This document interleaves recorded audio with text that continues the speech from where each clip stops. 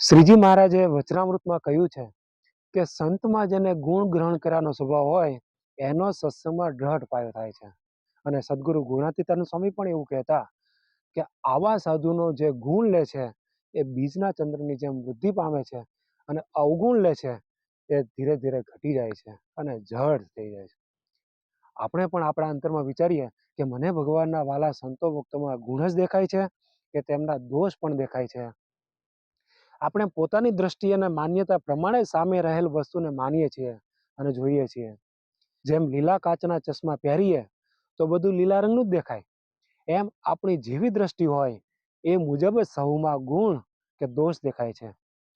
આ સત્સંગ તો સમુદ્ર જેવો છે, એમાં મોતી, છીપ, માછલા, મળદા બધું જ છે.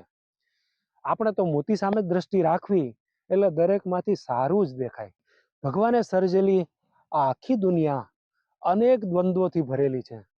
જેમ દિવસ છે તો રાત પણ છે, ઠંડી છે તો ગરમી પણ છે, સફળતા અને નિષ્ફળતા પણ છે. ગુલાબના છોડમાં સરસ મજાના ફૂલની સાથે કાંટાઓ પણ છે. એવી જ રીતે દરેક વ્યક્તિઓમાં ગુણો અને ખામીઓ પણ હોય જ.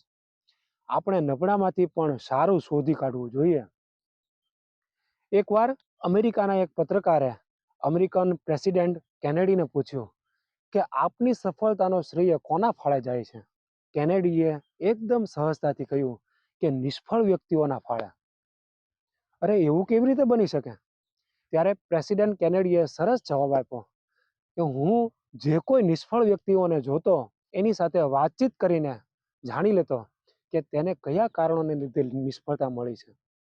પછી એ અનુભવોનો લાભ ઉઠાવીને હું આગળ વધ્યો છું. વિશ્વની દરેક રચનામાં, દરેક કાર્યમાં, દરેક વ્યક્તિમાં, જળમાં કે ચૈતન્યમાં સારું ને નરસું બંને હોય છે, પણ પ્રથમ નજર ખામી ઉપર જ જાય છે, ખૂબીઓ ઉપર નહીં. આ મનુષ્ય માત્રની સ્વાભાવિક નબળાઈ છે. જો આપણે એમાં રહેલી કમીઓને જોઈએ છીએ તો તે આપણી નેગેટિવ વૃત્તિ છે, અને એવા ચિંતનથી આપણામાં રહેલી ખામીઓમાં આપણે વધારો કરીએ છીએ. અરે મોટા સંતો ઘણીવાર કહેતા કે જ્યાં સુધી આપણે બીજાઓની ખામીઓ જોઈએ છીએ ત્યાં સુધી આપણામાં રહેલી ખામીઓને રહેવાની મંજૂરી મળી જાય છે.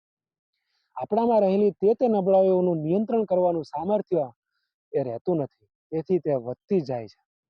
સદગુરુ ગુણાતીતાનંદ સ્વામીએ કહ્યું કે જેઓ બીજાને સમજાવવાનો આગ્રહ છે તેઓ પોતાને સમજાવવાનો હોય, અને જેઓ બીજાના દોષ જોવાનો આગ્રહ છે એવો પોતાના દોષ ટાળવાનો આગ્રહ હોય તો કોઈ કસર રહે જ નહીં. માટે બીજાની ખામીઓ, દોષ જોવાની પ્રવૃત્તિ આપણે રખાય જ નહીં. અરે ભાઈ, બીજાની ભૂલો જોઈએ છીએ તો ક્યાં આપણામાં નથી? અને એક બીજી વાત પણ બહુ સરસ સમજવા જેવી છે કે બીજાઓના દોષ, નબળાઈઓને શોધવાની ઈચ્છા આપણા પોતાના મનની અશુદ્ધિમાંથી જ ઉદ્ભવે છે.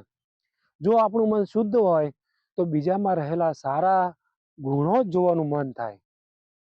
આપણે એક વાત અવારનવાર સાંભળી છે જેમાંથી ઘણી બધી પ્રેરણાઓ મળે છે.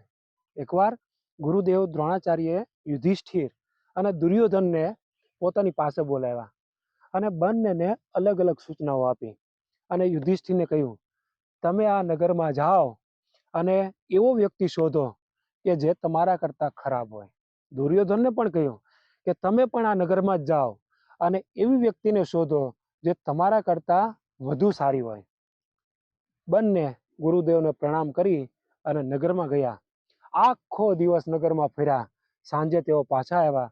દુર્યોધને ગુરુદેવને પ્રણામ કરીને કહ્યું કે ગુરુદેવ, મેં આખો દિવસ નગરમાં ફરીને ઘણો પ્રયત્ન કર્યો, પરંતુ હું મારાથી ચડિયાતો કોઈને શોધી શક્યો નથી.